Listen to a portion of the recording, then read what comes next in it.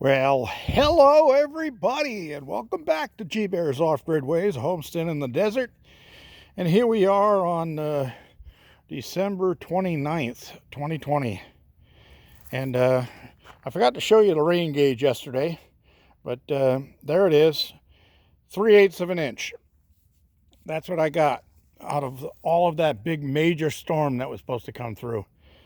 Well, what had happened was, right at the last minute, just before it was supposed to hit here, it ran into the mountains over there from the other side of those mountains and cut across and went down the pass down to the what we call down the hill, and cut across there and went more to the southeast, and the major storm missed me completely. So I missed the really good part of the amount of water that could have been caught. But 3/8 of an inch wasn't too bad. And just to show you something, this is my homemade rain gauge. And yeah, I just used a little jelly canning jar here. I put a piece of metal tape on the side of it here, and I marked 1/8 increments, and then I cut these little V's out of there. So the flat side right there of the point area where it's actually flat is at 1/8 inch. And then the distance between the V shape is 1/8 inch. So if you count those up from the bottom, it's 1, 2, 3/8 of an inch. So that agrees with that store-bought rain unit. And here's my old one. And this one also has 3/8 of an inch in it. So I think the consensus is that I got 3/8 of an inch of rain out of the storm that came through here. That was supposed to bring 1 to 2 inches. So they cheated me. Stupid weatherman. Yeah, right to the last minute. He was pretty good, but then right to the last minute, it switched and went the other direction. But all the rest of the stuff he called came through like it was supposed to. So anyway, over here, in the tanks on the back side, I ended up with, well, there's 300 liters, there's 400 liters. So I'd say that's about 380. It's about 760 liters of water in those two units is what I caught. And then around the back over here,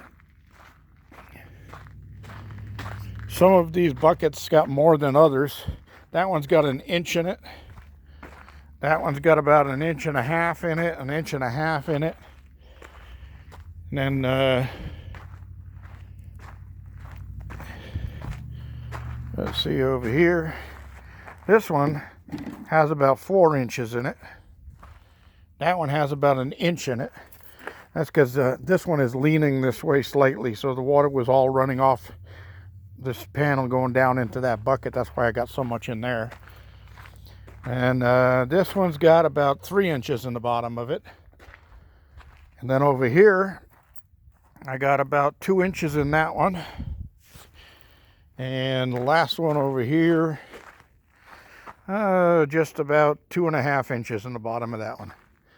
So that's not bad overall. The water barrels on the corner, that one there's a little over half full. And that one over there is almost completely full. It's more than 3/4 full. The little blue barrel up there from the new gutter I put up, that one's full. And there's probably 2 gallons in the black barrel at the bottom. So, yeah, I picked up a little bit of water. And since everything is completely soaked, the ground and everything is really soaked inside of the grow house, I won't have to use any water for probably a week or two. And then I'll just give it a good soaking from there. And I'll only use a portion of the water that I collected today. And hopefully there'll be another rain coming through here in the next week or two, and I'll get some more rain. Nice stuff. My neighbors just dropped down, borrow some tools. They're trying to fix a car they have up there. that kind of distracted me, but I started cleaning out the van, getting ready to clean everything up for the new year. Got to have everything straight and put away and nicely arranged so I can find things easier. And these two metal racks, interestingly enough, I got those from a job site, and that all goes with these metal here, and it's kind of an arbor that would go over a walkway and you can walk underneath it. Well, I'm not going to use an arbor out here, so what I'm thinking of doing is it's just the right size for my ore cart here. I'll weld these little metal plates on the bottoms of these, and then I'll set them up on here like this. So I'll have one in the front and one in the back, and then I'll make a tarp that goes over it, so it's like a little covered wagon.